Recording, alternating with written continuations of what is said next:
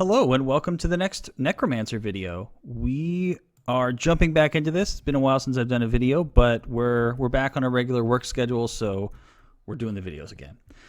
And where we left off with Necromancer, I'm not really sure. I didn't watch the video, but what I was able to do is I was able to get my head in a space where I have an idea of what I want the game to do, what I want a turn to look like, and how I want the game to end, which is a big deal because I never come up with a game ending until much later in the process. So I at least have goals in mind for both the living and the dead players. So I started writing some notes down. I'll just walk you through them really quick. Players are going to start. Everybody begins the game as a living character. And these living characters are going to go into the NecroMansion, and everybody's been given a card to tell them their goal in the game. And I'm just going to say they're either living or dead. That's or light or dark, whatever. I think you get what I'm going after. But living players, their goals, they want to summon the Necromancer and kill him. And kill it. Him, let's just call it him for now. Get my head in the right, keep my head in one spot. Dead players dead players don't want to summon the Necromancer. The Necromancer wants to stay in his realm. Dead players want to seal the living from the NecroMansion, and they want to open up the soul portal inside the house so that the Necromancer can move souls back and forth, or summon skeletons and spirits from the other side, and they need the portal to open up. And those are thematic things that we can flesh out later, but for right now, it's enough of a theme that we can build the game on. So we will continue. So as I said, players are going to get their own goal cards, and when players are inside, their main goals, they're looking for auras. And so basically, the way this game is going to work, kind of the crux, is collecting auras will allow both living and dead players, whatever form they're in, to perform rituals on soul gates and bone piles. And bone piles and soul gates are where spirits, i.e. soul gates, or bone piles, skeletons, they act as a conduit. So imagine inside this NecroMansion there are piles of bones, and there are these little soul gates that are waiting for a spirit to spawn from them. And they're little conduits between the living world and the Necromancer's world. And as living players, as any of the players, whether they're living or dead, they're running around, they can perform rituals on these soul gates and these bone piles. Depending on the number of depending on the number of rituals that have been performed on these conduits, either the Necromancer will be summoned by the living players, and then the living players will have to kill the Necromancer, or the Necromancer will be able to, the dead players will be able to seal the house from the inside, and the soul portal will be opened.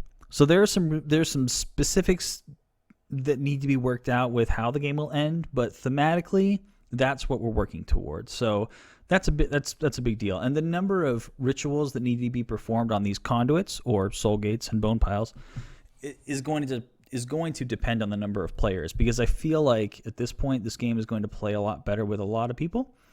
That's actually something I really like about this, that a lot of people can play it, because there's nothing strikes me as kind of a limit to the number of players you have at the table. And if we can make the turns quick enough, maybe we can build in some simultaneous play, because there's nothing super complicated in this game. At least I don't think there is.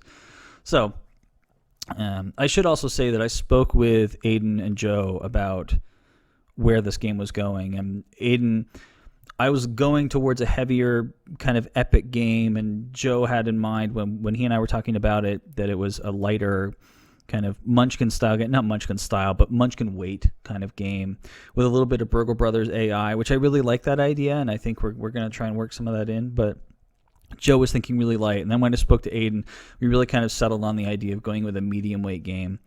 And I think like there's more already built into the medium weight game, and my head is already going towards the heavier side. So light, going away from the lightness of Munchkin is probably best at this point. So that's what we're gonna do. So we're looking for a medium weight game. So the NecroMansion is 12 rooms, 4 rooms on 3 different floors. And players are basically going from room to room looking for auras and items. Auras will automatically attach themselves to players, and items, they can be equipped. So pretty straightforward stuff. Let's see. Okay, so so each room is going to have, how about we write some of this down? Okay, each room starts with a number of cards, and there are cards waiting to be added to the rooms. And when on these cards, there are going to be necromancer symbols. And these symbols, I don't know if the symbols are going to be different. They might. It depends. But the symbols are going to do different things. Symbols are going to cause soul gates or bone piles to appear. They're also going to cause spirits and skeletons to animate. And spirits animate from soul gates, and skeletons animate from bone piles. Now, as players are traveling around, hold on, let me check my handwritten notes.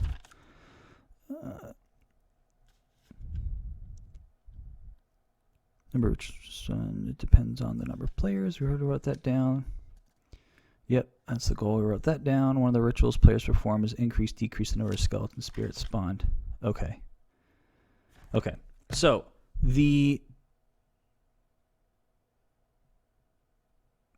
here's the thing.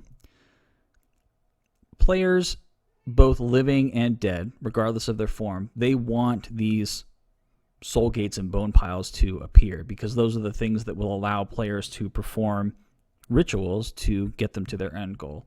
However, when a player has died, the way they come back to life is they need to combine a soul and a bone and a skeleton, essentially. So players can move back and forth from living to dead. And I know this is a bit disjointed, but it's straight in my head, and I have it written down in a handwritten note form that the game is in my head. I promise you 100% the game is in my head, and we're going to make this game. The question is, can I explain it? And this is I'm not even going to call it a struggle. This is just the reality of trying to verbalize something that isn't even in a physical form. And it's also a bit of excitement too, where I'm trying to. I don't have the words to exactly explain this, but I know what's supposed to happen. So anyway, we're gonna carry on. Okay, so players can move from living or dead. Going from living to dead side, you get killed by a skeleton or another living player. That is possible. If you want to go from the dead side to the living side, you have to combine a bone pile. No. You need to combine a skeleton. Actually, okay. It's a little more nuanced than that. Going from dead to living. My cat's having a small crisis in the background. Okay. You can combine a spirit and a bone pile that has an aura attached to it. Now, to attach an aura, there needs to be a ritual. Okay, so imagine you're a living player, or you could be a dead player. You come across a bone pile or a soul gate. You can perform a ritual with one of your auras on that bone pile. Let's just say it's a bone pile in this example.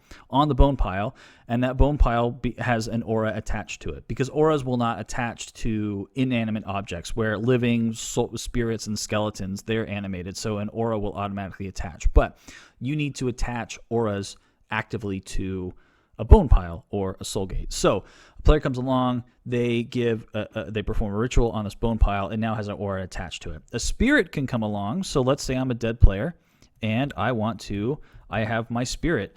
I want to become a living player. So I can go to a bone pile that has had this ritual performed on it, and I can combine my spirit with a random bone pile, and I become living again. Or vice versa as well. So if I'm a skeleton running around, because spirits, let's say spirits cannot be killed. So no matter what, regardless, we might work in the idea that there are weapons that can like delay or possibly kill a spirit. But if your skeleton gets killed, it turns into a bone pile on the spot, and it's still yours. But you don't get to move it around. If you're a spirit and you get killed, it's your spirit, then your spirit gets maybe moved to a different part of the board, or basically a spirit is kind of you're always allowed to be a spirit if you're on that side. Maybe I should say, if you haven't gotten it from an earlier video, the idea is that players can, when a player gets killed as a living character, their body gets split into a skeleton and a spirit, and they get moved to random places within the NecroMansion. And you can either, so actually this is a good segue to going from dead to living. You can simply get your spirit and your skeleton to interact.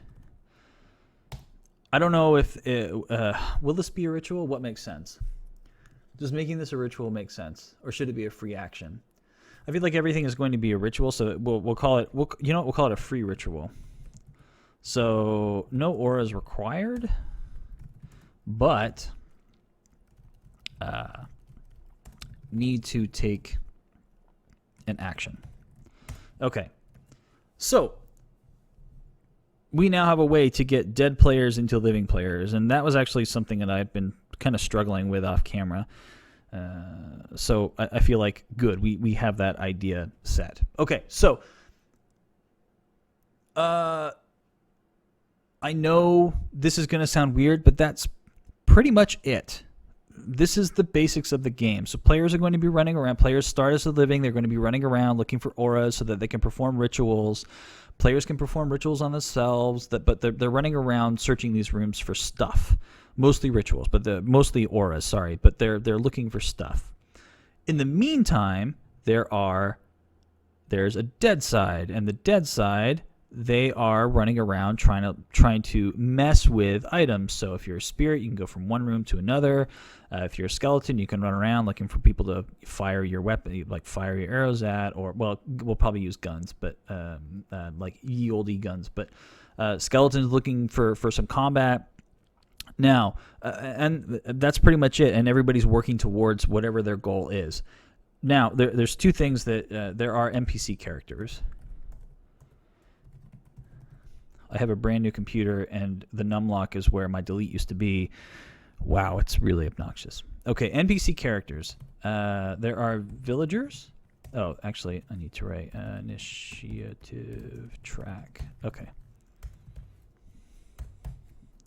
Okay, villagers and unassigned dead, maybe.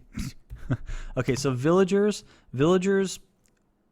can, they are active in the mansion.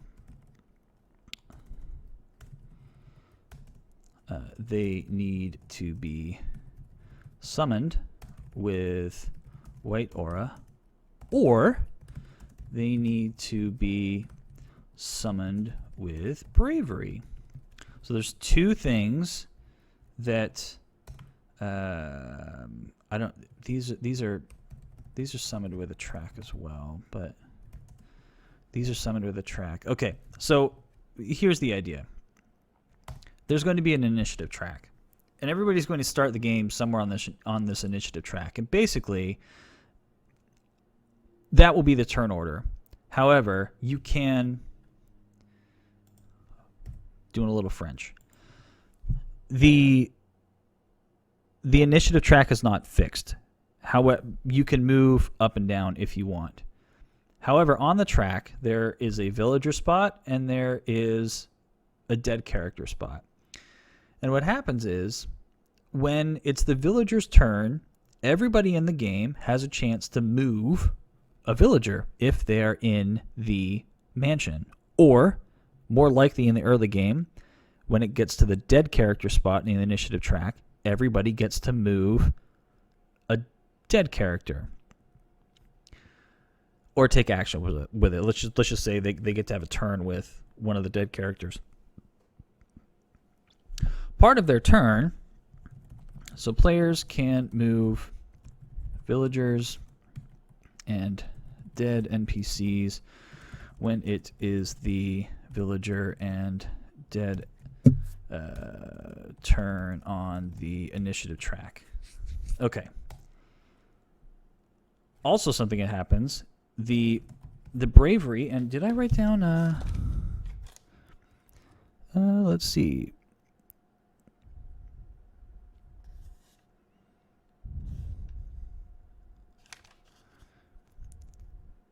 Spirit gates. This should track number of bone piles, spirits, bravery added to the board. I did not write down. Okay. There's a bravery track, and basically, the question came up in my head: what happens if everybody becomes a dead character, and there's nobody running around trying to kill the bad guys or the dead guys? That is so weird to say. So there's nobody running around trying to kill the dead guys. Well, the villagers in the town below, they've decided that, oh, we haven't heard anything from any of our heroes, quote unquote, because not everybody's a hero that's going in there. Not everybody has pure motives. But anyway,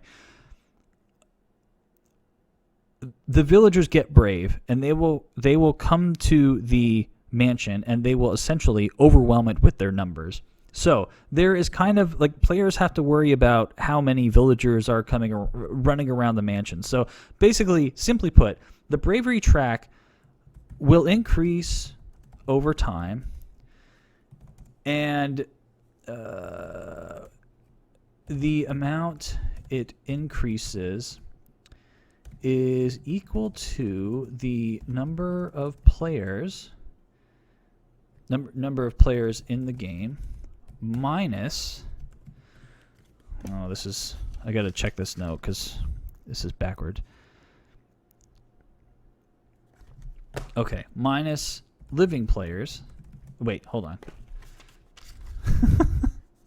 I wrote it backwards this afternoon. I need to double check, make sure I don't mess it up this time. Okay. Okay, minus number of living players equals bravery. Okay. So let me put it to you this way. If you're in a 5-player game and 3 of those people have become dead characters, when it gets to the villager's turn, their bravery will increase. Number of players in the game, which is 5, minus the number of living players, which is, in this example, is 2. So bravery will increase 3. So so we have 5 players minus 2 living out of 5 total equals 3 bravery points. Okay. The idea is that at 10 bravery, a number of villagers will enter the, whatever that's called, the mansion. So, how am I doing on time? 18 minutes, okay. Focus, Chris, focus. Okay, so the bravery track. So basically, you've got 5 total players. You take out only 2 are living. You get 3 bravery points. So let's say that the bravery track is currently sitting at 8. Now, because we're adding 3 bravery points, we're going to be over 10, and we're going to add some villagers to the mansion. Now, villagers are always on the side of quote-unquote good, and NPC bad guys are always on the side of, well, dead guys are on the side of bad. Giving them light or dark auras does not change their motives if they're an NPC character. So that's just something let's just keep that in the back of our heads for now. So that's how villagers come into play. So let's back up a bit and go to the number of so everybody's become a dead character. So let's say in a 5-player game, there are 0 living players. Well, change this 2 to a 0, you get 5 bravery points. So you can see how very quickly the mansion will get overrun with a number of villagers. And so that kind of ties in really nicely, at least in my head, where the goal of the game for the dead players that want to see the dead side win is that they need to seal the house before the villagers get too brave that they essentially just overrun the entire place and take it over. So that just, in my head, that fits really nicely. Now, there is a catch to all this, and the catch is we cannot, this is an absolute, cannot have every player on the same side. Which, yeah, that is basically, this means that I think there will be there will be a starting deck. I don't like that term, but I'm going to use it because I'm running out of time here. Okay, there will be a starting deck of cards, and they will be stacked. And by stacked, I mean let's just go with a 5-player game. There will be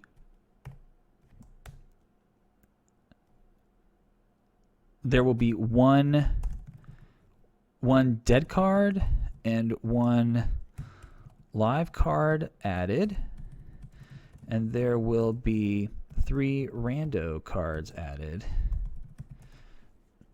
Let's just say there are like 10 or whatever, 10 total goal cards in the box. And yeah, I think you get what I'm saying. So there are 10 total goal cards in the game that come with the game. You take out one for each side, and then you get 3 randos. You put them in the 5. You shuffle those up, shuffle. Then you deal them out to everybody face down. Everybody looks, and now everybody has their identity. So there's a chance that you could have 4 on 1. I don't know. That might be a balancing issue that we'll have to work out, but we're not at that point yet. So, yes. Now, all of this I've said about the initiative track for the villagers, exact same thing for the dead characters. So dead characters will get added. I think there's going to be something. Actually, let me read my note to you here. One of the rituals players perform is to increase or decrease the number of skeletons and spirits spawned when a necromancer card is revealed. So let me put it to you this way. All of the skeletons and bone piles and soul gates that are lying around, they're waiting for the necromancer to actually animate some skeletons and some spirits. There will be a way for players to control. So let's say somebody goes into a room and they reveal a card that says the necromancer is going to spawn some skeletons. Well, how many skeletons get spawned? There will be a track for that. And I think something that we have to be aware of is how many tracks are we going to have in this game. I don't feel like any more are going to get added, but I feel like it's important, and it's something that players can always look at, and it's something that will add tension. Like if the add skeleton spirit track is at 5 or 6 or 7, is like players got to worry, okay, well we need to make sure that this stays within a reasonable number because we don't want to get overrun. So anyway, I think that's enough for now. That was really kind of all over the place.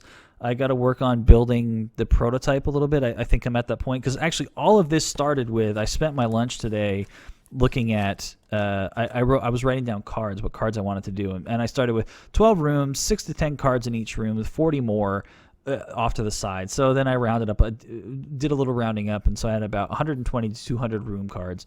Then I wrote cards, 50% of them will be auras. And then I had 25% of them will be necromancer cards. But then I thought, well, that's stupid. Why don't we just put a symbol on the cards, have the cards pull double duty? And then I started writing a bunch of notes, and I ended up writing about 5. I mean, they're small. It's a dollar store notebook, but I started writing a bunch of notes about everything else, and I somehow got my head into a space of I know what I want the game to do, which is really exciting, if you can't tell, because I'm all over the place. Anyway, thank you for sticking around. Looking forward to where this game is going to go. Hopefully, I'm going to get some building videos of actually putting a prototype together, and I'll get to show that to you, and we'll see you next time.